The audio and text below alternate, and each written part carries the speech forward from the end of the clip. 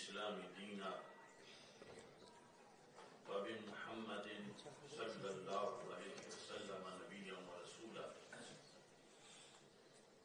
الله أكبر اللہ اکبر لبیک لبیک لبیک یا رسول اللہ صلی اللہ علیہ وسلم الحمدللہ رب العالمین والصلاة والسلام علی خاتم النبیین سید الاولین والآخرین وعلی آلہ واصحابہ اجمعین اما بعد فاعوذ باللہ من الشیطان الرجیم بسم اللہ الرحمن الرحیم سبحان الذی اسری بعبدہ لیلا من المسجد الحرام الى المسجد الاقصى الذی بارکنا حولہ لنریہ من آیاتنا انہ هو السمیع البصیر صدق اللہ العظیم وصدق رسولہ النبی الکریم الامین ان اللہ وملائکتہ یصلون علی النبی یا ایہا الذین آمنوا صلوا علیہ وسلموا تسلیما الصلاة والسلام علیکہ یا سیدی یا رسول اللہ وعلی آلک واصحابک یا حبیب اللہ الصلاة والسلام علیکہ یا سیدی یا خاتم النبیین وعلی آلک واصحابک یا سیدی یا خاتم المعصومین مولاي صل وسلم دائما ابدا علی حبیبک خیر الخلق کلہم منزہ عن شریک فی محاسنہ فجوہر الحسن فیہ غیر منقاسم محمد تاج رسول اللہ قاطبۃ محمد صادق الاقوال والکلم محمد ذکرہ روح لانفسنا محمد شکرہ فرض علی الامم رب صل وسلم دائما ابدا علی حبیبک خیر الخلق کلہم اللہ تبارک و تعالی جل جلالہ وعم نوالہ واتم برہانہ وعظم شانہ وجل ذکرہ وعز اسمہ کی حمد و ثناء اور حضور سرور کائنات مفخر موجودات زینت بزم کائنات دستگیر جہاں غم گسار زماں سید سروراں حامی بے کساں قائد المرسلین خاتم النبیین احمد مجتبی جناب محمد مصطفیٰ صلی اللہ علیہ وآلہ واصحابہ وبارک وسلم کے دربار گوہر بار میں ہدیہ درود و سلام عرض کرنے کے بعد السلام علیکم ورحمۃ اللہ وبرکاتہ۔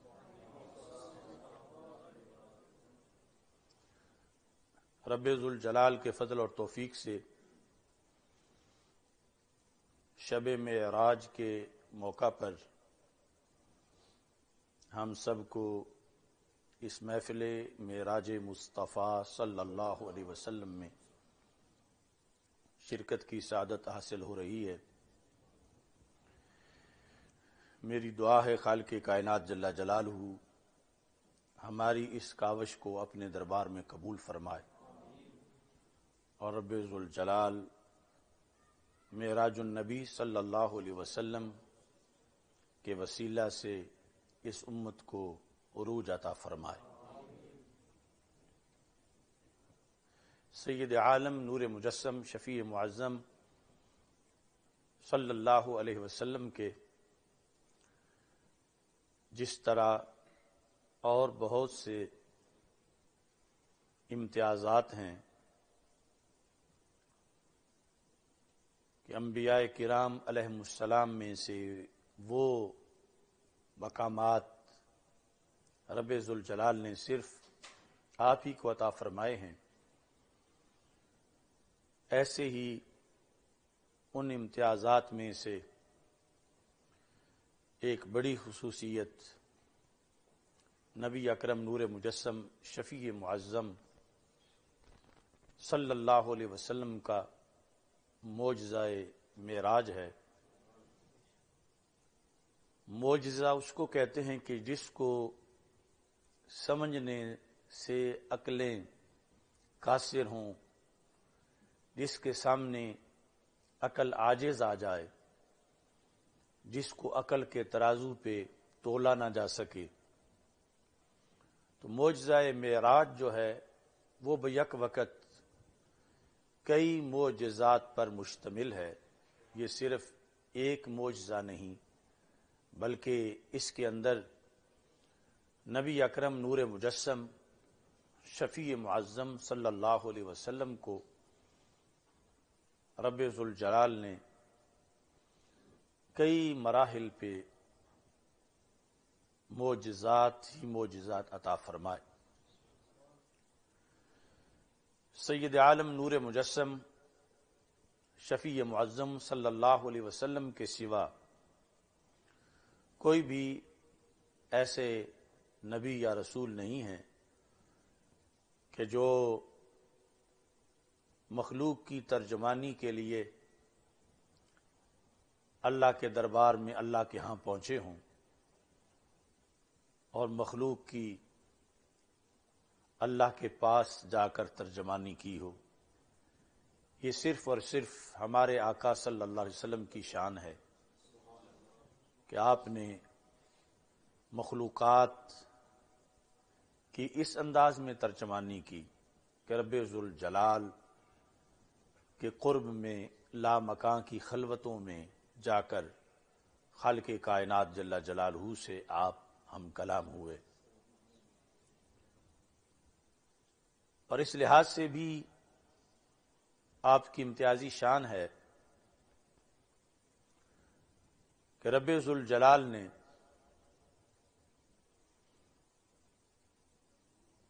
عرش کے اوپر سے فرش والوں کے لیے اپنا پیغام بلا واسطہ جبریل، جن کے ذریعے پہلی بار اور آخری بار اہل زمین کے لیے بھیجا، وہ بھی ہمارے آقا صلی اللہ علیہ وسلم کی ذات گرامی ہے کہ آپ کی زبان مخلوقات میں اللہ کی ترجمان بنی کہ رب ذوالجلال اپنی مخلوقات سے کیا فرماتا ہے۔ یہ دونوں جہتیں دیکھی جائیں تو پھر اس کے اندر دامان باغبان سے کف گل فروش تک بکھرے پڑے ہیں سینکڑوں عنواں میرے لیے، کہ وہ کیا خواص ہیں، کمالات ہیں، جس کی وجہ سے صرف اور صرف آپ ہی کو ترجمانی کا شرف ملا کہ آپ ساری مخلوقات کی اللہ کے ہاں ترجمانی کریں، اور اس ترجمانی کے منصب پر فائز ہونے کے لیے کتنے علم کی ضرورت ہے، کس قدر وسعت مطالعہ کی ضرورت ہے، کس قدر پیکر کا پرنور ہونا ضروری ہے، کس قدر اللہ کے جلال کو برداشت کرنے کی پیکر میں قوت اور طاقت کا ہونا ضروری ہے، اور پھر رب ذوالجلال کی طرف سے مخلوق کے لیے پیغام، اس سے بھی آپ کا بے مثل اور بے مثال ہونا یہ عیاں ہوتا ہے کہ وہ کیسی زبان ہے، اس کی صداقت کتنی ہے کہ جس زبان پر رب ذوالجلال نے ساری کائنات کے لیے اعتماد کیا، اعتبار کیا اور انہیں مخلوقات کی طرف اپنا پیغام دے کر بھیجا۔ اس بنیاد پر معراج مصطفیٰ صلی اللہ علیہ وسلم کے اندر ہی نورانیت مصطفیٰ صلی اللہ علیہ وسلم کا عقیدہ بھی ملحوظ ہے، اختیارات مصطفیٰ صلی اللہ علیہ وسلم کا عقیدہ بھی موجود ہے، اور نبی اکرم نور مجسم شفیع معظم صلی اللہ علیہ وسلم جو وسیلہ کبریٰ ہیں، ویسے تو ہر نبی ہی وسیلہ ہیں اور پھر اللہ کے مقرب درجہ بدرجہ وسیلہ ہیں،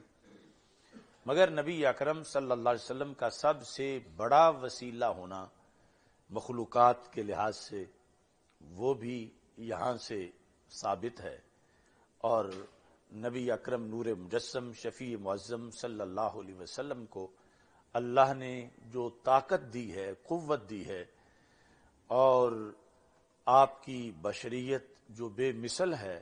اور انبیاء علیہ السلام میں جو آپ کی سرداری ہے، اور نبوت کا دروازہ جو رب ذوالجلال نے آپ پہ بند کیا ہے، ان ساری چیزوں کا خلاصہ اس معجزہ معراج مصطفیٰ صلی اللہ علیہ وسلم کے اندر موجود ہے۔ نبی اکرم نور مجسم شفیع معظم صلی اللہ علیہ وسلم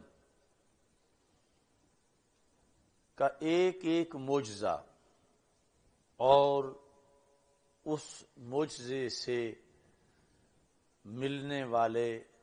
عقائد، اسباق اور اس پر مرتب ہونے والے ثمرات، یہ پھر آگے مستقل موضوعات ہیں۔ معجزہ معراج کے اندر ایک چیز کا ذکر بیت معمور کے لحاظ سے آتا ہے۔ بیت معمور آج کی گفتگو میں اس کی پہلے وضاحت کرنا چاہتا ہوں۔ بیت تو عام لفظ ہے جس کا معنی ہے گھر، معمور عین کے ساتھ لغوی معنی ہے کہ بھرا ہوا گھر، کسی چیز سے پر۔ حدیث شریف میں ہے جو حضرت انس بن مالک رضی اللہ تعالی عنہ روایت کرتے ہیں کہ نبی اکرم صلی اللہ علیہ وسلم نے ارشاد فرمایا، یہ حدیث طبرانی نے معجم کبیر میں روایت کی ہے، رسول پاک صلی اللہ علیہ وسلم ارشاد فرماتے ہیں، البیت المعمور فی السماء السابعہ، کہ بیت معمور 7ویں آسمان میں ہے،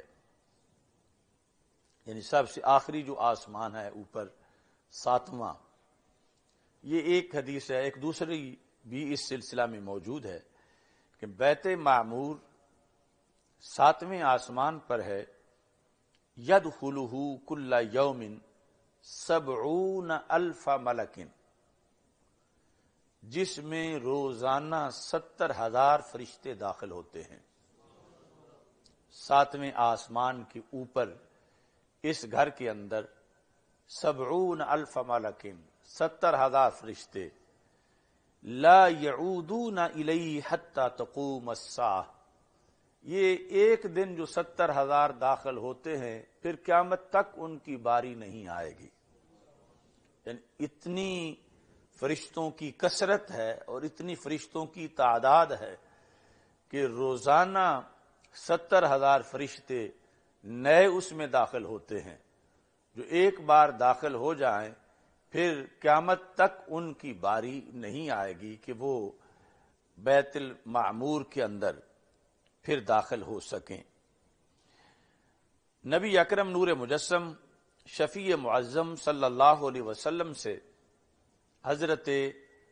مولا علی رضی اللہ تعالی عنہ روایت کرتے ہیں،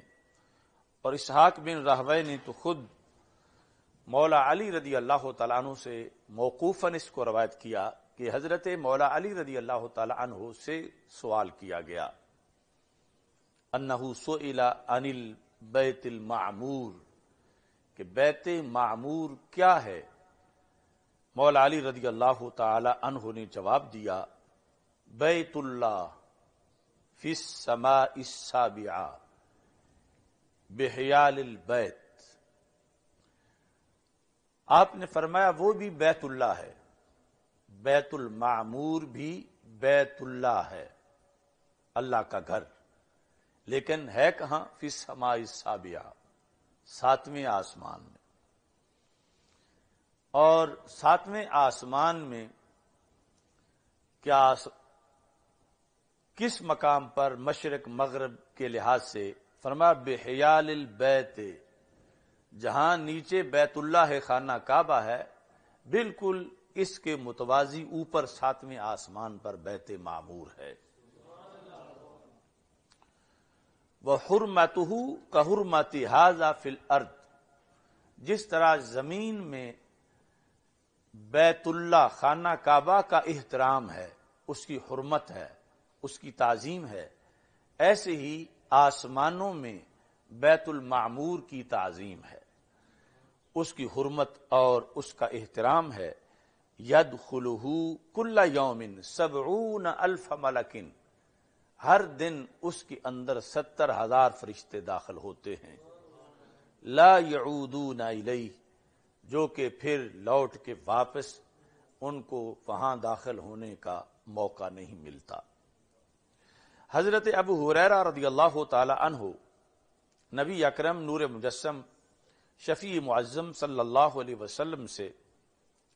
روایت کرتے ہیں، کہتے ہیں کہ رسول پاک صلی اللہ علیہ وسلم نے ارشاد فرمایا، فی السماء السابعہ، ساتویں آسمان میں، بیتن، ایک گھر ہے، یقال لہ البیت المعمور، جس کو بیت معمور کہا جاتا ہے، بحیال الکعبہ، جو کعبہ کے بالکل متوازی ہے، یعنی کعبہ کے بالکل سیدھا اوپر ساتویں آسمان پر۔ لیکن اس حدیث میں ہے، ذکر کرتے ہوئے ہمارے آقا صلی اللہ علیہ وسلم نے اس کا ذکر تو ساتویں کے لحاظ سے کیا، لیکن ساتھ یہ جو اتنی بڑی تعداد فرشتوں کی آخر ہر دن یہ افورڈ کرنا بھی کہ 70,000 نئے ہوں، تو اس کی وجہ بھی اور اس کا طریقہ کار بھی رسول پاک صلی اللہ علیہ وسلم نے بیان کیا۔ وفی السماء الرابعہ نہر، سرکار فرماتے ہیں کہ چوتھے آسمان میں ایک نہر ہے، یقال لہ الحیوان، جس نہر کا نام حیوان ہے، یہ لفظ حیوان جو ہم بولتے ہیں حیوان ہے۔ یدخلہ جبریل کل یوم، اس نہر میں حضرت جبریل علیہ السلام ہر دن داخل ہوتے ہیں، جو چوتھے آسمان پر نہر ہے۔ اب یہ ہے یعنی معجزہ معراج کے سامنے عقلیں عاجز ہیں کہ یہ اس کی ایک جھلک ہے۔ سر عرش پہ ہے تیری گزر، دل فرش پہ ہے تیری نظر، ملکوت و ملک میں کوئی شے نہیں میرے آقا جو تجھ پہ آیا نہیں۔ اب کسے خبر ہوتی ان حقائق کی، کون جاتا کون واپس آتا؟ تو نبی اکرم نور مجسم شفیع معظم صلی اللہ علیہ وسلم کو جو رب ذوالجلال نے فرمایا لنوریہ من آیاتنا، کہ ہم یہ سفر آپ کو اس لیے کرایا کہ ہم آپ کو اپنی نشانیاں دکھائیں، تو یہ اس کی ایک جھلک بیت معمور کے حوالے سے میں پیش کر رہا ہوں۔ تو نبی اکرم صلی اللہ علیہ وسلم ارشاد فرماتے ہیں، جبریل علیہ السلام اس نہر کے اندر ڈبکی لگاتے ہیں، ثم یخرج، پھر باہر نکلتے ہیں، فینتفض انتفاضہ، تو باہر نکل کے جبریل جو ان پر پانی کے قطرات ہوتے ہیں ان کو جنبش دے کے اپنے بدن سے جدا کرتے ہیں۔ یخرج عنہ 70,000 قطرہ، تو تو جبریل علیہ السلام کے پیکرے پر نور سے 70,000 قطرے جدا ہوتے ہیں. ہر دن کے غسل کے بعد 70,000 قطرے جدا ہوتے ہیں. تو اس کے لحاظ سے یخلق اللہ من کل قطرۃ ملکا، رب ذوالجلال اس ہر قطرے سے ایک فرشتہ پیدا فرماتا ہے. یؤمرون ان یأتوا البیت المعمور، ان فرشتوں کو یہ حکم دیا جاتا ہے کہ وہ بیت المعمور میں حاضری دیں. جو روزانہ ان کی تخلیق ہوتی ہے اور پھر روزانہ ان کا یہ کام ہے کہ انہوں نے بیت معمور میں حاضری دینی ہے. ویسے تو فرشتے ایسے بھی ہیں کہ ان کی عمریں ہم اندازے سے بیان نہیں کر سکتے. مثلا جبریل علیہ السلام آج بھی ہیں، اور جبریل علیہ السلام اس وقت بھی تھے جب رسول پاک صلی اللہ علیہ وسلم پر وحی لاتے تھے، اور اس سے پہلے انبیاء علیہ السلام پر بھی آتے رہے. مگر کچھ فرشتے جو ہیں ان کی ولادت نئی ہوتی ہے، تو اس بنیاد پر روزانہ 70,000 فرشتوں کا پیدا ہونا تو اس حدیث سے ثابت ہے. اور ایسی کوئی اس حدیث کے خلاصے میں محدثین نے یہ بھی لکھا کہ پھر سب سے بڑی تعداد مخلوق میں فرشتوں کی ہے کہ اور کوئی شاید اتنی مخلوق نہیں کہ 70,000 روزانہ وہ اس طرح ان کی تخلیق ایک ہی جگہ اس انداز میں ہوتی ہو. تو ان کی وہ تخلیق ہوتی ہے اور اس کے بعد ان کا کام، ویسے کچھ فرشتے ہیں بارش پر مامور ہیں، کچھ فرشتے ہیں روزی پر مامور ہیں. ان کا کام کسی کا یہ ہے کہ لوگوں کی آنکھوں پہ پہرا دینا ہے کہ آنکھوں میں کوئی چیز داخل نہ ہو جائے. یہ ورنہ انسان کی آنکھ کا یہ نرم سا شیشہ 1 منٹ میں کیڑے مکوڑوں سے بھر جاتا. یہ وہ فرشتے حفاظت کرتے ہیں، اور اس بنیاد پر عمومی طور پر کوئی حادثہ نہیں آتا. ایسے ہی کانوں پہ پہرا دیتے ہیں کہ بندہ سویا ہوا ہو تو کان کے سوراخ کے اندر کیڑے داخل نہ ہو جائیں، ناک کے سوراخ کے اندر کیڑے داخل نہ ہو جائیں. یہ فرشتوں کی مختلف ڈیوٹیاں ہیں. اس طرح پھر کرامن کاتبین ہیں. پھر بندہ جب فوت ہو جاتا ہے تو اس کی قبر کے اوپر پھر ان کی ڈیوٹی ہوتی ہے کہ قیامت تک انہوں نے، وہ بندہ نیک تھا تو اس کے لیے دعائیں مانگتے رہنا ہے. تو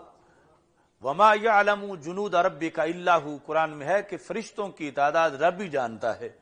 تیرے رب کے لشکروں کی کتنی تعداد ہے. تو بہرحال اس حدیث کے اندر رسول اکرم صلی اللہ علیہ وسلم نے یہ جو 7ویں آسمان کی آبادی ہے بیت المعمور کے اندر روزانہ اس کی تعظیم کی خاطر کہ 70,000 فرشتے اس کے اندر داخل ہوں اور عبادت کریں، تو یہ 4تھے آسمان پر اس نہر سے حضرت جبریل علیہ السلام کے پیکر سے ٹپکنے والے قطروں سے یہ فرشتے پیدا ہوتے ہیں. یؤمرون، ان کو حکم دیا جاتا ہے کہ بیت المعمور میں داخل ہوں. فیصلون فیہ، اور اس میں داخل ہو کے نماز پڑھیں جو ان کے نصاب میں ہے جس طریقے کے مطابق، یا صلاۃ بھیجیں، درود پڑھیں رسول اکرم صلی اللہ علیہ وسلم پر. فیفعلون، وہ یہ کام کرتے ہیں، اس کے لیے ان کی تخلیق ہوئی. اب اس کے بعد ثم یخرجون فلا یعودون الیہ ابدا، پھر نکلتے ہیں تو کبھی بھی واپس لوٹ کے اس میں داخل ہونے کی ان کو اجازت نہیں. تو یہ پھر کدھر جاتے ہیں؟ تو معراج کی رات جو رسول پاک صلی اللہ علیہ وسلم کو مشاہدات ہوئے، ہمارے آقا صلی اللہ علیہ وسلم انہی علوم کی روشنی میں اس حدیث میں آپ ارشاد فرما رہے ہیں، فرماتے ہیں کہ وہ وہاں سے جس وقت نکلتے ہیں تو پھر ان پر ایک ان کا قائد معین کیا جاتا ہے، ایک فرشتے کو ان کا امیر بنایا جاتا ہے. یؤمر ان یقف بہم فی السماء موقفا، ان کو یہ حکم دیا جاتا ہے، یعنی آسمان پہ ایک جگہ روزانہ نئے 70,000 کے لیے مختص ہوتی ہے، اور ایک ان کا رہنما ہوتا ہے کہ جس حکم ہوتا ہے کہ وہ انہیں وہاں ٹھہرائے قیامت تک وہ اسی جگہ موجود رہیں. یسبحون اللہ فیہ الی ان یقوم الساعہ، تو وہ اس میں سبحان اللہ پڑھتے رہیں، اللہ کی تسبیح کرتے رہیں قیامت کے آنے تک. ان کا پھر وہیں وقوف ہے، وہیں وہ ٹھہرنا ہے، اور یہی ان کا عمل ہے کہ وہ تسبیح کے اندر جو ہیں مصروف رہیں. اس حدیث کے لحاظ سے امام دمشقی نے اپنی کتاب الفوائد المجموعہ فی بیان الاحادیث الموضوعہ اس کے اندر یہ واضح طور پر لکھا کہ کچھ لوگوں نے اس کے بارے میں موضوع ہونے کا قول کیا تھا، تو انہوں نے کہا کہ یہ حدیث موضوع یعنی گڑی ہوئی نہیں ہے، بلکہ اس کے جو شرائط ہیں ان کے لحاظ سے یہ اس درجے کی ہے کہ اس سے یہ فضیلت سمجھی جا سکتی ہے، اور یہ فضیلت اس سے واقع میں ثابت ہوتی ہے، یہ گھڑی ہوئی حدیث نہیں ہے. حضرت سعید رضی اللہ تعالی عنہ نے پھر بلاغیات کے اندر اس کے بیت المعمور کے مزید جو وہاں پر عہدیدار ہیں، یعنی 70,000 تو روزانہ نئے جاتے ہیں، لیکن کچھ مستقل وہاں پہ رہتے ہیں اور ان کی مستقل ڈیوٹیاں ہیں. وہ یہ ہے کہ بالغانی ان اسرافیل مؤذن اہل السماء، کہ حضرت اسرافیل علیہ السلام وہ بیت المعمور میں مؤذن ہیں، وہ اہل سما کے مؤذن ہیں، اور وہ دن کے 12 بجے اور رات کے 12 بجے بیت المعمور میں اذان پڑھتے ہیں. اور اس انداز میں یہ دو معین جو ٹائم ہے، ان کے علاوہ ہر گھنٹے کے بعد ایک اذان ہے. یسمع تأذینہ من فی السماوات السبع ومن فی الارض الا الثقلان الجن والانس. تو حضرت اسرافیل علیہ السلام کی آواز اتنی زیادہ ہے کہ جب وہ اذان پڑھتے ہیں تو 7 آسمانوں میں وہ اذان گونجتی ہے. حالانکہ ہر آسمان اتنا موٹا ہے جتنا زمین سے پہلا آسمان دور ہے، یعنی اتنی موٹائی. یہ بھی حدیث شریف میں ہے جو رسول پاک صلی اللہ علیہ وسلم نے بیان فرمایا کہ زمین سے آسمان کی مسافت 500 سال کی ہے، اور ہر آسمان کے اندر 500 سال لگیں تو پھر وہ کراس ہو سکتا ہے، یعنی اس کی موٹائی اتنی ہے. اور پھر ہر آسمان سے اگلے آسمان تک 500 سال کا سفر ہے. تو اس طرح پھر یعنی 7ویں آسمان پر جب حضرت اسرافیل علیہ السلام اذان پڑھتے ہیں تو ایک تو وہ خود 7واں آسمان اتنا موٹا ہے، پھر اس کے بعد 7ویں اور 6ٹھے کے درمیان 500 سال کا سفر ہے، پھر خود 6ٹھا اتنا موٹا ہے کہ 500 سال لگتے ہیں جتنا زمین سے آسمان تک کا یہ ہے. تو اتنی یعنی آواز اللہ نے حضرت اسرافیل علیہ السلام کو دی ہے کہ وہ اذان گونجتی ہے سارے آسمانوں پر، اور آسمانوں پر ہی نہیں، یہ بھی ساتھ موجود ہے یسمعہ من فی الارض، جو زمین میں ہے وہ بھی سنتا ہے. الا الثقلان، مگر جن اور انسان نہیں سنتے، یعنی جنوں انسانوں کے سوا زمین پر بھی جتنی مخلوقات ہیں وہ ساری اس اذان کو سنتی ہے. یعنی کچھ چیزیں ایسی ہیں کہ جس سے یہ جن و انس دونوں مستثنا کیے گئے ہیں، اور وہ مستثنا پھر ان پر مہربانی کرتے ہوئے یہ کیا گیا. جس طرح کہ بخاری شریف میں حدیث شریف ہے کہ جس وقت کوئی بندہ فوت ہوتا ہے تو چارپائی پہ اس کا جنازہ ہوتا ہے، اس کو جب اٹھا کے لے کے چلتے ہیں قبرستان کی طرف، ان کانت صالحتن فقالت قدمونی، اگر وہ نیک ہو تو وہ کہتا ہے مجھے جلدی لے چلو، مجھے جلدی لے چلو، کیونکہ اس کو آگے انعامات نظر آ رہے ہیں، اس لیے یعنی جنازہ جلد پڑھانے کا حکم ہے کہ قدمونی، اور وَإِن كَانَتْ غَيْرَ صَالِحَةٍ، اور اگر برا ہے وہ کہتا أَيْنَ تَذْهَبُونَ بِهَا، وہ چیختا ہے چلاتا ہے کہ کہاں مجھے لے کے جا رہے ہو. تو رسول پاک صلی اللہ علیہ وسلم فرماتے ہیں یسمع صوتها كل شيء الا الانسان ولو سمعه لصائق، کہ جب وہ بول رہا ہوتا ہے خواہ نیک ہو یا برا ہو تو اس کی آواز ہر شے سنتی ہے. یعنی اس گھر میں بکری باندھی ہوئی ہے تو وہ بھی سن رہی ہے، مرغی بھی سن رہی ہے، سوائے انسان کے. یعنی یہ انسان کے سامنے برزخ ہے، مٹی میں دفن کرنے سے پہلے ہی پردہ درمیان میں آ گیا کہ وہ بول رہا ہے، لیکن جن کے کندھوں پر اس کی چارپائی ہے انہیں نہیں سنائی دے رہا، اور دوسری مخلوقات جو ہیں ان کو سنائی دے رہا ہے. اور کیوں نہیں دے رہا؟ ہمارے آقا صلی اللہ علیہ وسلم فرماتے ہیں وَلَوْ سَمِعَهُ لَصَائِقَ، اگر یہ انسان سن لے تو بے ہوش ہو جائے. یعنی اس کے اندر اس آواز کو برداشت کرنے کی طاقت نہیں ہے. تو ایسے ہی یعنی وہ آسمانوں سے جو آواز گونجتی ہے حضرت اسرافیل علیہ السلام کی، تو دوسری طرف جو جانور ہیں یعنی وہ اس طرح سمجھو کہ جس طرح آگ جل رہی ہو تو بڑے بندے کو کہو کہ اس کے اندر داخل ہو جا تو وہ اسے پتہ ہے کہ یہ جلا دے گی، اور چھوٹا بچہ جو ہے وہ انگارہ ہاتھ میں پکڑ لے گا. تو اب اس کی وجہ یہ نہیں کہ چھوٹا بہادر زیادہ ہے، یہ ہے کہ وہ بے خبر ہے، اس کو پتہ نہیں اور بڑے کو پتہ ہے. تو اس بنیاد پر چونکہ انسان جو ہے یہ عقل والا ہے، اور گائے بھینس بکری وغیرہ یہ باقی چیزیں ان میں عقل نہیں، تو ان پر وہ اثرات نہیں مرتب ہوتے جو انسان پہ مرتب ہوتے ہیں اس کے اشرف المخلوقات ہونے کی وجہ سے، اور اس کے اندر جو خشیت اور خوف کے لحاظ سے ایک صلاحیت ہے اس کی بنیاد پر.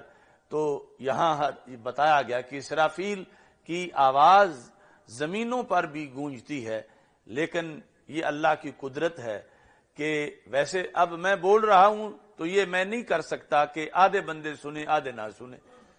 سننا ہے تو سب نے سننا ہے، نہیں سننا تو سب نے نہیں سننا. لیکن یہ اللہ کی شان ہے کہ گھر میں بکری، بھیڑ، گائے، بھینس اور مرغی تو سن رہی ہے، لیکن جو فوت ہوا اس کا بیٹا نہیں سن رہا، یا اس کا باپ نہیں سن رہا، اس کی بہن نہیں سن رہی. اور اس میں حکمت ہے کہ اس بکری یا بھینس پر اس کی وفات کی وہ ضرب تو نہیں لگی جو اس کے بیٹے یا بھائی کو لگی ہوئی ہے. تو اس بنیاد پر وہ سنتے رہیں، انہیں کوئی اثر نہیں، لیکن یہ سنے گا تو اس کے لیے اسے برداشت کرنا. ایک تو یعنی وہ بھیانک آواز ہے جو کہتا ہے کہاں لے جا رہے ہو، چیختا ہے، اور دوسری آواز بھی جس کے بارے میں بندے کو یقین ہو چکا ہو ایک بار کہ وہ فوت ہو گیا ہے، اگر وہ بولنا شروع کر دے تو اس کو برداشت کرنا بھی ہر کسی کے بس میں نہیں ہے. تو یہاں چونکہ اسرافیل کی جو آواز ہے اس کے لحاظ سے بھی یعنی انسان کے لیے مشکلات آ سکتی ہیں. تو رب ذوالجلال نے ایسا نظام رکھا ہے کہ باقی ہر شے سن رہی ہے، اور بیچ میں چلتے ہوئے جنوں انس یہ نہیں سن رہے. اور یہ بیت معمور کی آواز جو ہے وہ حضرت اسرافیل علیہ السلام کی زمین تک پہنچتی ہے. اور یہاں یہ بھی ہے ثم یتقدمہم عظیم الملائکہ فیصلی بہم. پھر جب اذان ہو جاتی ہے بیت المعمور میں تو ملائکہ کا ایک سردار فرشتہ آگے ہوتا ہے، فیصلی بہم، جو ان کو جماعت کراتا ہے. یعنی اس دن کی جو 70,000 نمازی ہیں فرشتے، ان کے لیے امام ایک ہی ہے جو روزانہ 70,000 کو وہ جماعت کراتا ہے. وَبَلَغَنَا أَنَّ مِیکائیل یَؤُمُّ الْمَلَائِکَةَ بِالْبَیْتِ الْمَعْمُورِ. تو دوسری روایت کے اندر ہے کہ وہ حضرت میکائیل علیہ السلام ہیں کہ جن کو بیت المعمور کے اندر فرشتوں کی امامت کا منصب حاصل ہے، کہ جو وہاں پہ جماعت کراتے ہیں۔ تو بیت المعمور جب ہمارے آقا صلی اللہ علیہ وسلم نے معراج کا سفر کیا تو رسول پاک صلی اللہ علیہ وسلم ارشاد فرماتے ہیں فرفع الی البیت المعمور، بیت المعمور کو اٹھا کے میرے سامنے کر دیا گیا، یعنی لنوریہ من آیاتنا، اللہ فرماتا ہے کہ تاکہ ہم تجھے اپنی آیات دکھائیں۔ اب یہ شرف ہے رسول پاک صلی اللہ علیہ وسلم کا کہ رب ذوالجلال نے اتنا وسیع بیت المعمور رسول پاک صلی اللہ علیہ وسلم کے سامنے اس کو حاضر کیا، اٹھا کے اس کو سامنے کر دیا۔ جس طرح کہ جب واپس آئے نبی اکرم صلی اللہ علیہ وسلم تو قریش نے مسجد اقصی کے بارے میں پوچھا کہ اس کے دروازے کتنے ہیں، کھڑکیاں کتنی ہیں، تو رب ذوالجلال نے سرکار دو عالم صلی اللہ علیہ وسلم نے فرمایا مکہ مکرمہ کی ایک جگہ کا نام لیتے ہوئے کہ رب نے مسجد اقصی اٹھا کے یہاں رکھ دی اور میں اس کو دیکھ رہا تھا، اور جو وہ پوچھتے تھے میں ان کو اس کے بارے میں جواب دے رہا تھا۔ تو یہاں بیت المعمور کو رسول پاک صلی اللہ علیہ وسلم کے سامنے یوں رکھا گیا کہ آپ کی نگاہ اس کی محیط تھی، پوری طرح اس کے ایک ایک حصے کو دیکھ رہی تھی، اور نبی اکرم نور مجسم شفیع معظم صلی اللہ علیہ وسلم کے علوم غیبیہ کی تکمیل ہو رہی تھی، جو کہ آپ آخری نبی ہیں اور قیامت تک کے لیے جتنی بھی اقوام آنی تھیں ان کے اعتماد، ان کے یقین کی بیس رسول پاک صلی اللہ علیہ وسلم کے مشاہدات ہیں، نبی اکرم صلی اللہ علیہ وسلم کے علوم ہیں، اور اس پر ہمیں حکم ہے کہ ہم ایمان بالغیب لے آئیں، دیکھے بغیر مان لیں۔ اور رسول پاک صلی اللہ علیہ وسلم نے خود دیکھا، جیسے ایک وہ ہے جو خود چاند دیکھ لیتا ہے،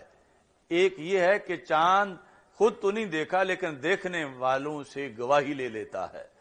تو ساری کائنات قیامت تک کے جتنے بھی اشہدو کہیں گے اشہد ان لا الہ الا اللہ واشہد ان محمدن عبدہ ورسولہ، تو یہ اشہدو جو ہم کہتے ہیں اس کی بیس رسول پاک صلی اللہ علیہ وسلم کے یہ مشاہدات ہیں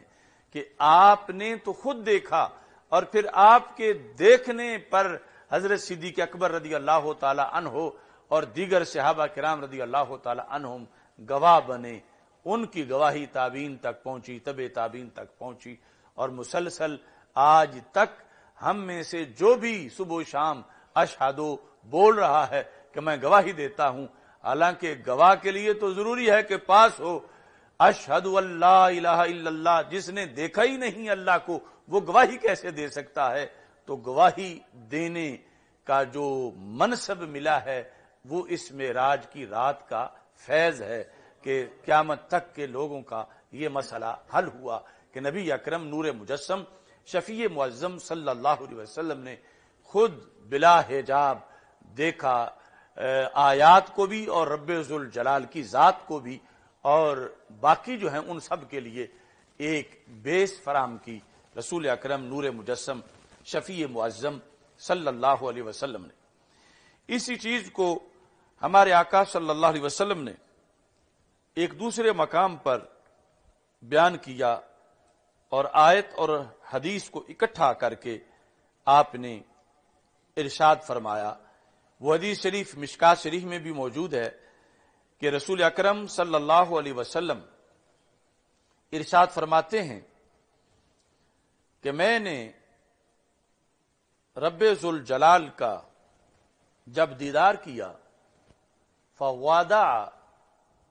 کفہ بین کتفیہ، کتف کہتے ہیں کندھے کو، کف کہتے ہیں ہتھیلی کو، تو اللہ کی کف یہ متشابہات میں سے ہے، یعنی جس کا ہمیں معنی تو معلوم ہے مگر مراد معلوم نہیں، کہ معنی تو کف کا ہتھیلی ہے، لیکن اللہ کی کف کیا ہے، کیونکہ اللہ تو جسم سے پاک ہے۔ تو یہ ہمارا عقیدہ ہے اہل سنت کا کہ معنی پر ہم یقین رکھتے ہیں، اور مراد جو بھی ہے وہ برحق ہے، لیکن ہمیں پتہ قیامت کے دن چلے گا کہ جب اللہ تعالیٰ کا دیدار کریں گے۔ تو رسول پاک صلی اللہ علیہ وسلم فرماتے ہیں کہ رب ذوالجلال نے اپنی ہتھیلی میرے دونوں کندھوں کے درمیان رکھی، جو ہتھیلی اس کے شان کے لائق ہے جس طرح کی۔ رسول پاک صلی اللہ علیہ وسلم نے فرمایا کہ جب وہ ہتھیلی میرے دونوں کندھوں کے درمیان تھی، فوجدت بردها بین ثدییہ، تو میں نے اس کی ٹھنڈک اپنے سینے میں محسوس کی۔ جیسے دو کندھے ہیں ایسے ہی انسان کے سینے کے دو مقامات ہیں، ان کے درمیان جو ہے فرمایا میں نے اس ہاتھ کی دست قدرت کی ٹھنڈک کو محسوس کیا۔ اب چپ کر میرے لیے تھے جانی بولندی کہ اللہ کا دست قدرت کہ قیامت کے دن رب ذوالجلال زمین و آسمان کو لپیٹ کے اپنی دو انگلیوں کے درمیان رکھے گا بلا تشبیہ و تمثیل، جس کی دو انگلیوں کے درمیان میں زمین و آسمان سما سکتے ہیں، تو اس کی پوری ہتھیلی کا عالم کیا ہوگا۔ اور پھر پیکر مصطفیٰ صلی اللہ علیہ وسلم عقل کے ترازو پہ کوئی کیسے تول سکے کہ وہ دو کتف جو ہیں کندھے، ان کے درمیان کی حقیقت کیا ہے کہ جہاں رب کی پوری ہتھیلی سما جاتی ہے۔ اور پھر رب ذوالجلال کا تو ایک جلوہ پہاڑ پہ گرے تو ریزہ ریزہ ہو جاتا ہے، خود ذات نہیں، ذات سے چلنے والا ایک جلوہ جو عرش سے چلے طور پہ آئے، اتنی دور آ کے پھر بھی جلال اتنا ہے کہ طور ریزہ ریزہ ہو جائے، اور ادھر خود دست قدرت ہے، اور ساتھ پیکر مصطفیٰ صلی اللہ علیہ وسلم کو وہ ٹچ کر رہا ہے، اور پھر حرارت پیدا نہیں ہو رہی، سرکار فرماتے ہیں میرے سینے میں تو ٹھنڈک محسوس ہو رہی ہے۔ یعنی جن لوگوں نے سرکار دو عالم صلی اللہ علیہ وسلم کی بشریت اور حقیقت کو تولنے کے لیے ترازو رکھے ہوئے ہیں، وہ تول کیسے سکتے ہیں کہ اللہ کی ایک تجلی طور کو جو پہاڑ ہے سخت ہے اس کو ریزہ ریزہ کر دیتی ہے۔ اور اگر پیکر مصطفیٰ صلی اللہ علیہ وسلم کو معاذ اللہ یوں ہی سمجھا جیسے عام انسان ہے، تو پھر تو دست قدرت کے ایک جلوے کے کروڑویں حصے سے بھی سرکار کے پیکر کو نقصان پہنچتا اگر عام ہڈیوں گوشت کا معاملہ ہوتا، اور ادھر رب ذوالجلال نے فرمایا اپنا دست قدرت میرے دونوں کندھوں کے درمیان رکھ دیا، یعنی میرے پیکر کے ساتھ اللہ کی شان کے لائق جو اللہ کا ہاتھ ہے رب نے رکھا، تو پھر بھی گرمی پیدا ہی نہیں ہوئی بلکہ میرے تو سینے میں مجھے ٹھنڈک محسوس ہوئی، کیونکہ سرکار دو عالم صلی اللہ علیہ وسلم کے یہ الفاظ ہیں۔ ہمارے آقا صلی اللہ علیہ وسلم ارشاد فرماتے ہیں کہ فوجدت بردہا، ہا ہے کف، اس ہتھیلی کی ٹھنڈک کو، بین ثدییہ، میں نے اپنے دونوں پستانوں یعنی سینے کے دونوں حصوں کے درمیان میں نے محسوس کیا۔ تو یہ اس سے پھر اللہ نے وہ کچھ دیا، اللہ کے ہاتھ نے وہ فیض دیا جو کسی کو نہیں ملا تھا۔ غنچے ما اوہا کے جو چٹکے دنا کے باغ میں، طائر سدرا تو اس کی بو سے بھی محرم نہیں، یعنی جبریل علیہ السلام کا علم اب پیچھے رہ گیا، یہاں تو اس خوشبو کو انہوں نے سونگا ہی نہیں جو رسول اکرم نور مجسم شفیع معظم صلی اللہ علیہ وسلم کو اللہ کی طرف سے دیا جا رہا ہے۔ فوجدت بردہا بین ثدییہ فعلمت ما فی السماوات والارض۔ اس دست قدرت کا نتیجہ یہ تھا کہ میں نے جان لیا 1000 چیز کو 10,000 چیز کو، اس سے جامع لفظ بولے، فرمایا ما فی السماوات والارض، جو کچھ بھی آسمانوں میں ہے وہ بھی میں نے جان لیا، اور جو کچھ زمینوں میں ہے وہ بھی میں نے جان لیا۔ تو یہاں سے بھی رسول پاک صلی اللہ علیہ وسلم کی نورانیت اور سرکار دو عالم صلی اللہ علیہ وسلم کی جسمانی قوت کا پتہ چلتا ہے۔ ویسے عام انسان، بلا تشبیہ و تمثیل، عام انسان جس وقت کوئی بڑی چیز اس کے پاس سے اچانک گزر جائے تو ہو سکتا ہے اس کے اوسان خطا ہو جائیں، یعنی کسی کے پاس سے اچانک کوئی نیچے ہو کے جہاز گزر جائے تو اس کے ہوش اڑ جائیں اور اس کو اس دن کی کوئی بات یاد ہی نہ رہے۔ اور ادھر جو دست قدرت ہے اس کا جو جلال ہے وہ تو ہمارے احاطہ خیال سے بھی زیادہ ہے، کہ جس کا ایک جلوہ پہاڑ پہ نیچے آئے تو پہاڑ ریزہ ریزہ ہو جائے۔ وہ دست قدرت اگر آگے سرکار دو عالم صلی اللہ علیہ وسلم کا پیکر عام پیکر ہوتا تو پھر ایک تو برقرار رہنا اپنی جگہ پر یہ بڑا دشوار ہوتا، دوسرا پھر ہوش حواس جو ہیں ان کے لحاظ سے پھر مسائل بنتے۔ لیکن یہاں سرکار فرماتے ہیں یہاں ایسا نہیں کہ اگلا بھی بھول جائے، بلکہ اس ہاتھ کی برکت سے جو بھی نہیں آتا تھا سب رب نے عطا فرما دیا ہے۔ فعلمت، یعنی اس کی ٹھنڈک کا نتیجہ علم میں نکلا،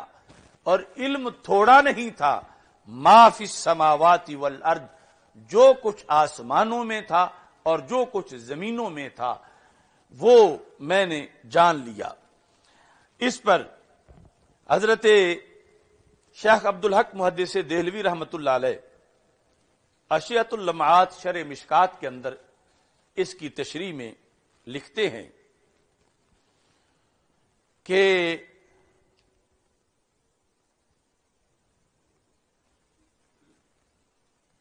پس یافتم من سردی دست مولا تعالی، یہ فارسی میں انہوں نے لکھا، پایا میں نے مولا تعالی کے ہاتھ کی سردی کو، درمیانے دو پستانے خود، کنایت است از وصول اثر فیض بقلب شریف، کہ یہ جو ہے کہ میں نے ٹھنڈک کو محسوس کیا اپنے سینے میں، تو یہ مطلب ہے کہ فیض پہنچا رسول پاک صلی اللہ علیہ وسلم کے قلب شریف کے اندر۔ اچھا جی، وچوں حصول این اثر موجب حصول علوم واتساع فیض آبود، فرمود فعلمت ما فی السماوات والارض، عبارت از حصول تمام علوم جزوی و کلی و احاطہ عام۔ یہ شیخ عبدالحق محدث دہلوی علمت ما فی السماوات والارض کا ترجمہ کر رہے ہیں کہ اس لفظ علم سے یہ پتہ چلا کہ زمین و آسمان کے اندر اور خود ان کا ہر کلی کا علم بھی مجھے آ گیا، ہر جزئی کا علم بھی مجھے آ گیا، اور پھر یہ نہیں کہ ایک کلی کا یہاں آیا ہے اور درمیان میں دوسری کا نہ ہو پھر چوتھی کا جا کے آ جائے، اور میں نہیں، احاطہ یہاں ہر جزئی کا بھی اور ہر کلی کا بھی محیط علم، مسلسل کائنات کے چپے چپے کا، آسمانوں فضاؤں کے درمیان جو کچھ ہے اس سب کا علم اللہ کی اس دست قدرت کا کمال ہے۔ اب اس میں یہ جو الفاظ ہیں ویسے منطق میں ان کی تفصیلاً بحث ہے، لیکن اس کی وضاحت ہمارے استاذ محترم علامہ عطا محمد بندیالوی رحمہ اللہ تعالی انہوں نے ہمیں جب پڑھایا تو یہ فرمائی کہ مثلاً فرمایا کہ ایک بندہ لاہور مینار پاکستان پہ چڑھ جائے سب سے اوپر، اس کو لاہور سارا نظر آتا ہے، اب اس کو ایک 4 منزلہ بلڈنگ نظر آ رہی ہے، لیکن اس بلڈنگ کے تہخانے میں جو صندوق پڑا ہے وہ تو اس کو نظر نہیں آ رہا، بلکہ اس کو چوتھی منزل کے اندر جو کچھ ہے وہ بھی نظر نہیں آ رہا. تو ایک ہے کلی طور پر دیکھنا، ایک ہے کلی کے اندر جزوی طور پر ہر چیز کو دیکھنا. تو بلا تشبیہ و تمثیل یعنی پوری کائنات کو رسول پاک صلی اللہ علیہ وسلم نے یوں دیکھا کہ جیسے کوئی 10 منزلہ بلڈنگ کے تہہ خانے کے اندر صندوق میں کوئی باکس پڑا ہے، اس کے اندر جو کچھ ہے سرکار نے وہ بھی دیکھا. یعنی صرف بلڈنگ نہیں دیکھی بلکہ اس کی ایک ایک حصے کے جو اجزاء ہیں ان کے لحاظ سے تفصیلی علم جو ہے رب ذوالجلال نے. اب یہ کمال تو اللہ کی ذات کا ہے اور اللہ کے دست قدرت کا ہے. اور یہ کہ رسول پاک صلی اللہ علیہ وسلم چونکہ آخری نبی ہیں اور آپ کا بیان توحید ہر پیغمبر سے سب سے بلیغ بیان توحید ہے، اور بیان توحید میں پھر آ کر اس وجہ سے 23 سال میں ہر طرف ایمان کے جھنڈے لہرانے لگے کہ رسول پاک صلی اللہ علیہ وسلم کو زمین کے ہر ذرے سے اللہ کو ایک ثابت کرنے کا طریقہ معلوم تھا. یعنی ہر ذرہ جو دلالت کرتا ہے کہ خدا ایک ہے. تو سرکار وہ توحید پرست اور وہ رب کے نمائندہ ہیں کہ جنہوں نے تبلیغ اس انداز میں کی کہ آپ کو دلائل اللہ کے ایک ہونے کتنے آتے تھے کہ ہر ذرے سے خدا کو ایک ثابت کر رہے تھے. تو ہر ذرے سے خدا کو ایک تب ثابت کریں جب ذرے کا پتہ ہو،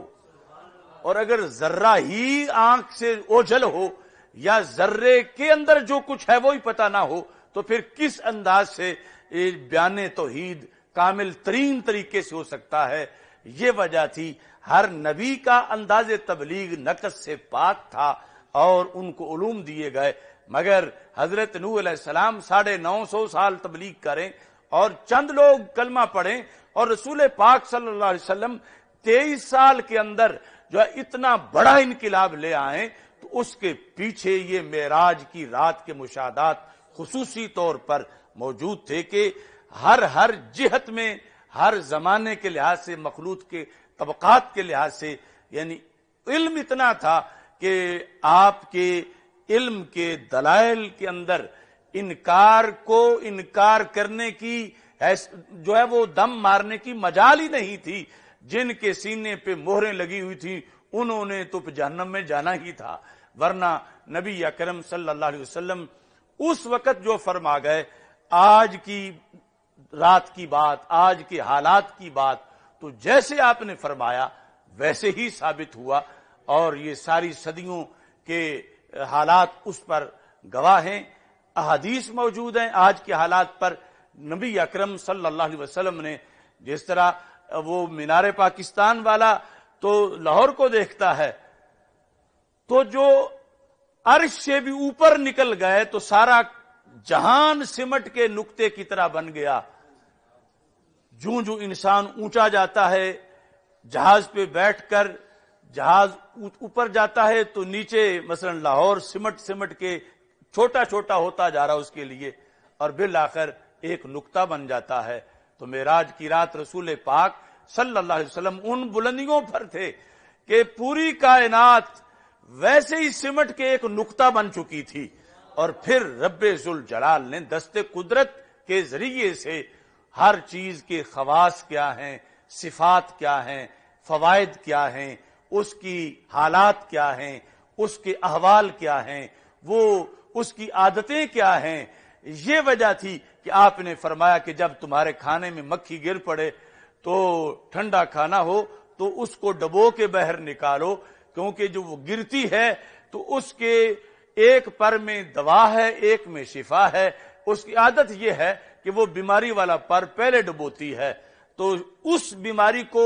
دور کرنے کے جراثیم دوسرے پر میں موجود ہیں، اسے ڈبو کے نکالو تاکہ جو اس نے بیماری پھیلائی ہے ساتھ ہی شفا کا بندوبست بھی ہو جائے. تو اب مکھی اور اس کا پر اور پر کے اندر پھر یہ ساری چیزیں آج بھی انسان یعنی کئی خوردبینیں لگا کے دیکھے تو اس کو کیا نظر آئے گا، لیکن یہ نگاہ نبوت تھی. اور آپ نے دیکھا، اور آج اس بات کو ولیم پکتھال امریکی ڈاکٹر نے تسلیم کیا کہ واقعی ایک پر میں بیماری ہے، ایک میں شفا ہے، اور عادت اس کی یہی ہے کہ پہلے بیماری والا ڈبوتی ہے۔ تو یہ اب نبوت کا ایک حصہ ہے۔ رسول پاک صلی اللہ علیہ وسلم کو اس طرح حشرات الارض، کیڑے مکوڑے، حیوان، پرندے، ان کے احوال کا پتہ ہے، تو 15ویں صدی کے مسلمان کی حالت کا کیوں نہیں پتا؟ یا 15ویں صدی کا جو انسان ہے کہ اس کی ڈیمانڈز کیا ہیں، اس کے تقاضے کیا ہیں، کیا حالات بن جائیں گے۔ میرا دین اس وقت بھی کافی ہونا چاہیے، میرے دین میں اس وقت بھی ہر مسئلے کا حل ہونا چاہیے۔ اس بنیاد پر یعنی معراج کی رات کا ایک بہت بڑا کردار ہے رسول پاک صلی اللہ علیہ وسلم کے علوم کے اندر۔ اور صرف یہ نہیں، اس کے علاوہ اس سے پہلے بھی وہ بھی ہم عقل کے ترازو پہ تول نہیں سکتے، لیکن جو اس رات کے مشاہدات ہیں اس کے لحاظ سے یہاں خصوصی طور پر نبی اکرم نور مجسم شفیع معظم صلی اللہ علیہ وسلم نے یہ ارشاد فرمایا، فعلمت ما فی السماوات والارض۔ کیونکہ کچھ لوگ آج جو پرافٹہڈ، نبوت کا کنسپٹ یہ دیتے ہیں کہ نبی کا مطلب ہے کہ وہ نماز بتائیں کہ اس طرح پڑھنی ہے، روزہ اس طرح رکھنا ہے، حج اس طرح کرنا ہے۔ یہ ذرے ذرے کا علم تو ان کے سبجیکٹ ہی نہیں ہے کہ تم ذرے ذرے کا علم اپنے نبی علیہ السلام کے لیے مان رہے ہو۔ تو یہاں سے پتہ چلتا ہے علمت ما فی السماوات والارض کہ خاتم النبیین صلی اللہ علیہ وسلم کے سبجیکٹ میں یہ سارا ہی شامل تھا کہ آپ کو ہر صدی، ہر علاقے کے لوگ، ہر زمانے کے لوگوں کی طبیعتیں اور مزاج، کہ کوئی کس دلیل کو مانتا ہے، کوئی کس طرح مانتا ہے، کوئی کس انداز میں مانتا ہے۔ تو رسول اکرم صلی اللہ علیہ وسلم کا دین آج بھی کافی ہے، قیامت تک کے لیے کافی ہے، اور کوئی ایسا مسئلہ نہیں جو اس دین سے باہر ہو۔ دلیل کیا ہے؟ ان دلیلوں میں ایک دلیل شب معراج ہے۔ نبی اکرم نور مجسم شفیع معظم صلی اللہ علیہ وسلم نے جب یہ فرمایا تو 7 آیت پڑھی، فرمایا وَكَذَلِكَ نُرِي إِبْرَاهِيمَ مَلَكُوتَ السَّمَاوَاتِ وَالْأَرْضِ۔ اللہ فرماتا ہے ایسے ہی ہم دکھاتے ہیں حضرت ابراہیم علیہ السلام کو زمین و آسمان کے ملکوت، یعنی فرمایا پہلے بھی نبیوں کو مشاہدے ہوتے رہے ہیں، جس طرح کہ حضرت ابراہیم علیہ السلام کے مشاہدے کا ذکر اس آیت میں موجود ہے۔ اب یہاں ہمارے محققین نے پھر بحث کی کہ حضرت ابراہیم علیہ السلام کے لحاظ سے وہاں بھی دکھانے کی بات ہے۔ نوری ایک ہوتا ہے نرا، اس کا معنی ہوتا ہے ہم دیکھتے ہیں، ایک ہے نوری ہم دکھاتے ہیں۔ وَكَذَلِكَ نُرِي إِبْرَاهِيمَ، ہم ابراہیم علیہ السلام کو دکھاتے ہیں۔ کیا چیز دکھاتے ہیں؟ ملکوت السماوات والارض، زمین و آسمان کے ملکوت۔ تو اس پر پھر یہ سوال پیدا ہوا کہ ادھر ہے لِنُرِيَهُ مِنْ آیاتنا،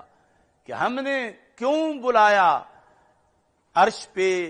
اسراء اور معراج، یہ کیوں ہے لِنُرِيَهُ مِنْ آیاتنا، تاکہ ہم رسول اکرم صلی اللہ علیہ وسلم کو اپنی آیات میں سے دکھائیں۔ تو چونکہ رسول پاک صلی اللہ علیہ وسلم کے ساتھ جو امت کا تعلق ہے وہ بڑا منفرد تعلق ہے، اس پر پھر سوال خود کر کے جواب دیا کہ ادھر زمین و آسمان کے ملکوت ہیں اور ادھر آیات میں سے کچھ آیات ہیں، تو پھر حضرت ابراہیم علیہ السلام کا مشاہدہ تو بڑا مشاہدہ بن گیا، جبکہ رسول اکرم صلی اللہ علیہ وسلم کو جس انداز میں معراج ہوئی اور کسی کو ہوئی نہیں ہے۔ اس سوال کے جواب میں حضرت شیخ عبدالحق محدث دہلوی رحمۃ اللہ علیہ لکھتے ہیں کہ یہاں سے بھی پتہ یہ لگتا ہے کہ مشاہدہ حضرت محمد مصطفیٰ صلی اللہ علیہ وسلم کا ہی بڑا مشاہدہ ہے حضرت ابراہیم علیہ السلام کے مشاہدے سے۔ وہ اپنی شان ہے اور نقص ان میں بھی نہیں، مگر جو خاتم النبیین صلی اللہ علیہ وسلم ہیں، ان کا مشاہدہ اور دیکھنا کائنات کو اس کا اور انداز ہے کہ جو یہاں پر علم تو ما فی السماوات والارض نے اس کی وضاحت کی، جو قرآن کہتا ہے لنوریہ من آیاتنا، اب اس کو انہوں نے مختصر لفظوں میں بیان کیا. کہتے ہیں تفاوت است درمیانے این دو روایت، ان دونوں باتوں میں فرق ہے. زیرا کہ خلیل علیہ السلام ملک آسمان و زمین را دید، کہ حضرت خلیل علیہ السلام نے زمین و آسمان کے ملک کو دیکھا. وہ حبیب علیہ السلام ہرچے در آسمان و زمین بود حال از ذوات و صفات و ظواہر و بواطن ہمارا دید. ادھر حضرت ابراہیم علیہ السلام نے صرف زمین و آسمان کے ملک کو دیکھا، اور ادھر رسول پاک صلی اللہ علیہ وسلم نے زمین و آسمان کو ہی نہیں، ان کے ملک کو ہی نہیں، بلکہ زمین و آسمان میں جو کچھ ہے از ذوات و صفات، خواہ وہ ذات ہو یا ذات کی صفت ہو،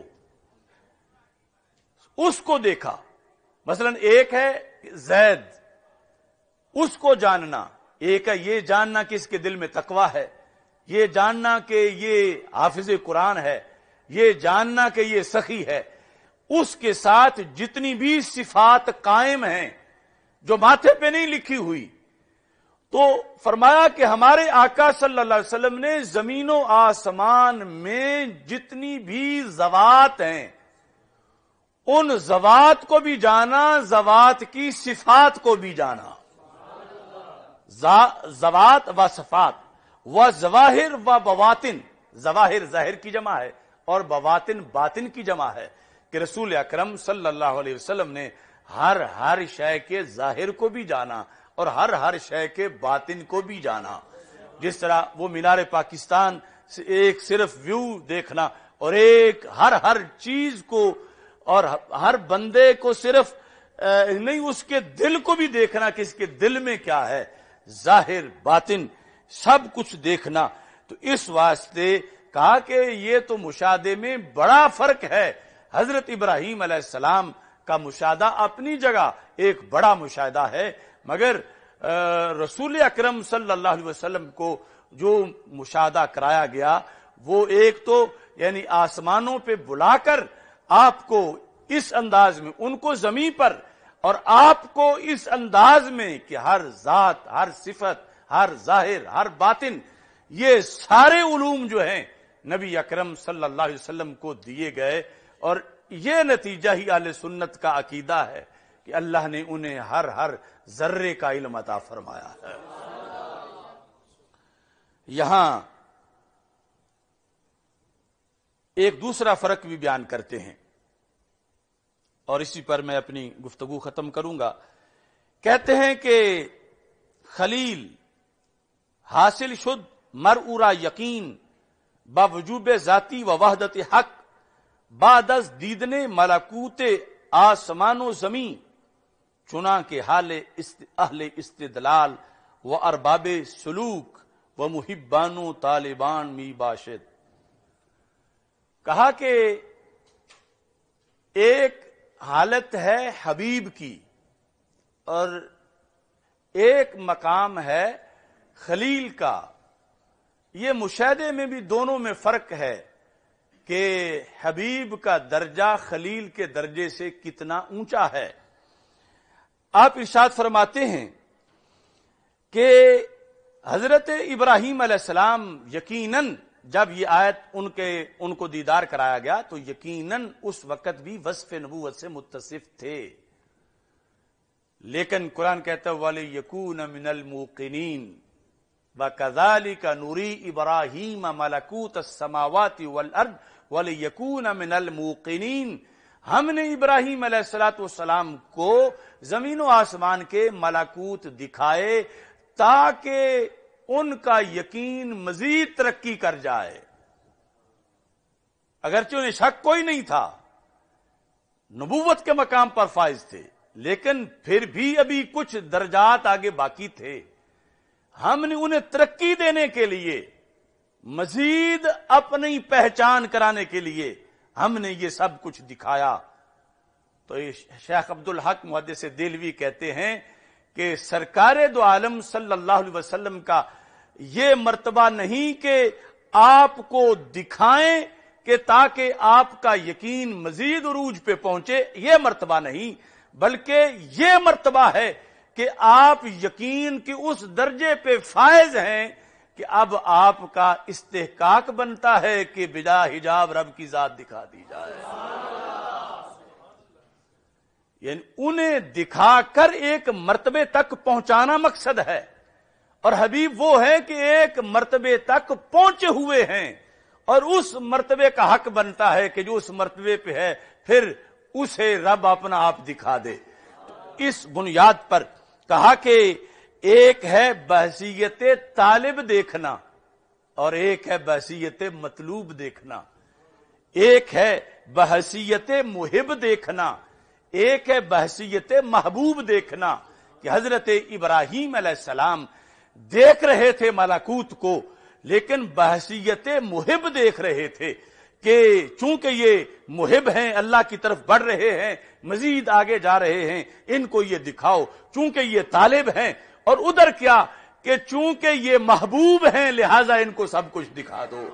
چونکہ یہ محب کے درجے سے آگے محبوبیت کے درجے پر ہیں، مطلوبیت کے درجے پر ہیں۔ اس بنیاد پر یعنی دونوں جو رؤیتیں تھیں اور دکھانے کا جو انداز تھا، اس میں بھی ایک تو کہ جو دکھایا اس میں بڑا فرق ہے، دوسرا دکھانے کے انداز میں بڑا فرق ہے کہ ایک بحثیت خلیل دیکھ رہے تھے اور دوسرے بحثیت حبیب دیکھ رہے تھے۔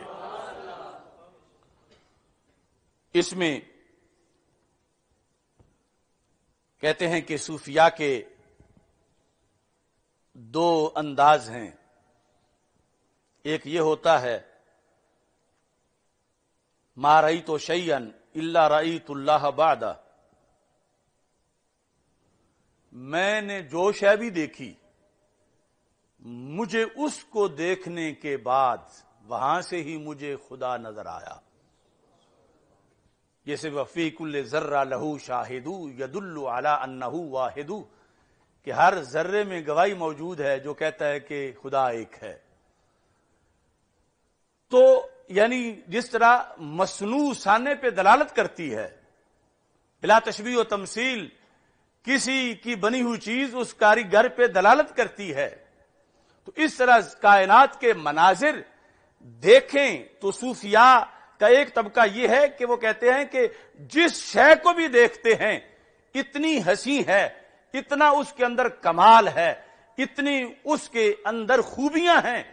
کہ فوراً سوچ جاتی ہے کہ وہ رب ہی ہے جس نے اس کو بنایا ہے۔ جو چیز دیکھیں ہمیں دیکھنے کے بعد ہماری سوچ تو خدا تک پہنچتی ہے، لیکن دوسرا مرتبہ اس سے اونچا ہے۔ وہ کیا ہے؟ وہ یہ ہے کہ وہ کہتے ہیں ما رأیت شیئا الا رأیت اللہ قبلہ، وہ کہتے ہیں ہم جو شے بھی دیکھیں شے بعد میں نظر آتی ہے، شے کو بنانے والا پہلے نظر آ جاتا ہے۔ تو یہ